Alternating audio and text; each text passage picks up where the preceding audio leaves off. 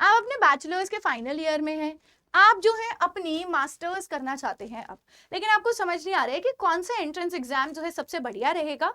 And अगर हम एक नेशनल लेवल एग्जाम के लिए अपीयर करते हैं तो उसकी एडवांटेजेस हमारे लिए क्या है। So I welcome you all at CVD PG अड्डा। मैं हूं मुस्कान गुप्ता, आपकी सीवीडी पीजी मेंटोर। सबसे पहले तो आपको क्या करना है, चैनल को सब्सक्राइब करना है, वीडियो को लाइक करना है, बिकॉज अगर आप अपनी मास्टर्स तक पहुंचना चाहते हैं बिल्कुल ड्रीम यूनिवर्सिटी से, तो आपकी जर्नी यहीं से, इसी वीडियो से स्टार्ट होती है। तो चलिए भाई, सबसे पहली बात आ जाती है कि अगर आप अपने बैचलर्स के फाइनल ईयर में हैं, ठीक है, आपने जो है अपनी बैचलर्स कंप्लीट कर लिया है, गैप ईयर चल रहा था, तो आप क्या कर सकते हैं, आप अब ये सोचेंगे प्रिपरेशन करनी है, तो सीयूईटी पीजी आपका एक ऐसा एंट्रेंस है जो आपको क्या करना है, उसके लिए प्रिपेयर करना है।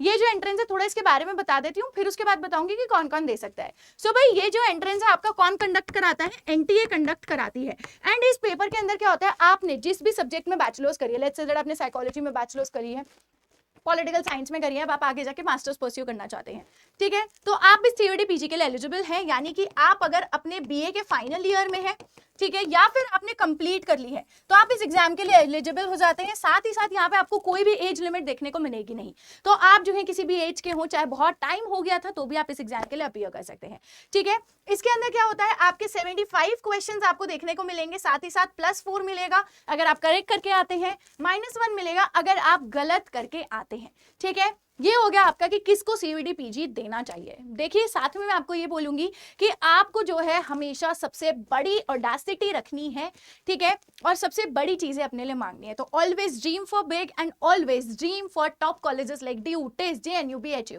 Because these colleges give you brand value, और यही ब्रांड वैल्यू जो होती है आपको आगे जाके आपके करियर में हेल्प करती है, राइट। अब एक बात जो है, एक कॉमन डाउट जो स्टूडेंट्स के मन में आता है कि मैम इसकी प्रिपरेशन कब से स्टार्ट करनी है। देखिए, मैं आपको एक बात बताती हूँ, जब जागो जब सवेरा, ठीक है।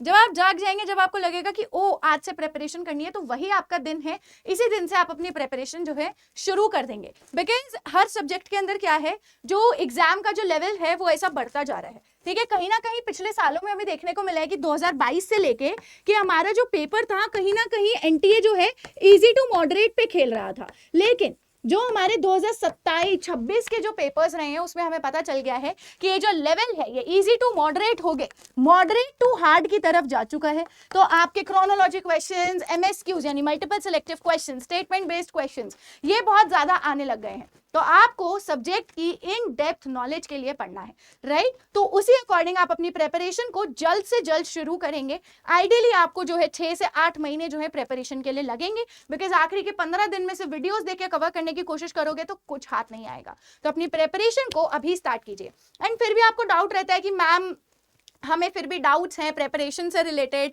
सब्जेक्ट से रिलेटेड डाउट्स हैं, तो आप क्या कर सकते हैं, आप मुझे इस ईमेल आईडी पे रीच आउट करेंगे, muskan.gupta@adda247.com, जहां पे मैं आप लोगों को हेल्प करूंगी समझने में क्या कि आपके लिए क्या चीज जो है बेस्ट रहेगी। तो फ्री करियर काउंसलिंग अगर आपको चाहिए तो आप मुझे यहाँ रीच आउट कीजिए। टिल द टाइम अगर आपके कोई और भी डाउट्स है तो आप नीचे कॉमेंट सेक्शन में ड्रॉप कर सकते हैं। All the best, keep studying.